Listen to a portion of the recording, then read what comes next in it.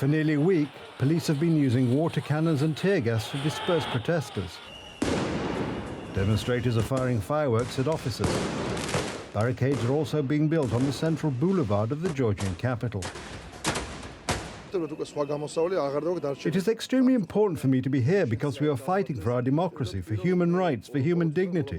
So we will remain strong, and Georgia will never be Russian. We are very resilient and we will remain strong. According to the Health Ministry, 162 injured people were taken to hospitals from Friday to Wednesday. However, NGOs say the total number of injured is much higher. 293 people have been detained since the beginning of the current wave of mass protests, which began in Georgia last week.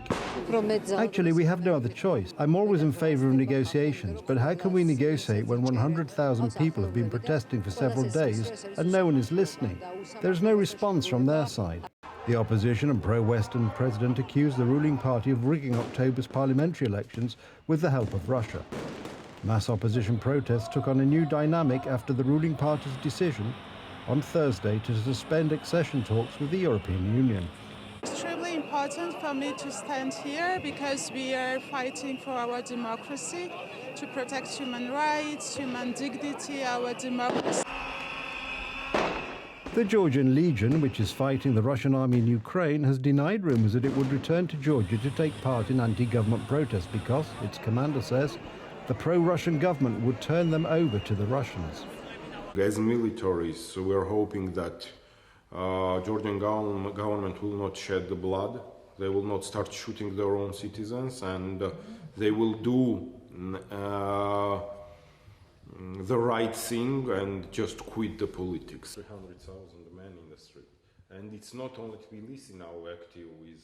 Prime Minister Irakli Kobakhidze of Georgian Dream was initially defiant and threatened the protesters with harsh consequences, but changed his tone yesterday, saying there was a misunderstanding. I want to remind the European bureaucrats and politicians who artificially obstruct the European integration of our country to bring the negotiations and prepare the documents, and we will quickly sign them, immediately, on the same day. The government is aware of the public mood. That is why they are not definitively breaking off talks with Brussels, but want to preserve good economic relations with Russia. In the face of the Kremlin's criminal policies and the war in Ukraine, this is like trying to reconcile fire with water. And on the Georgian horizon, another internal conflict. On the 14th of December, there will be presidential elections, which are already stirring up a lot of emotion and controversy.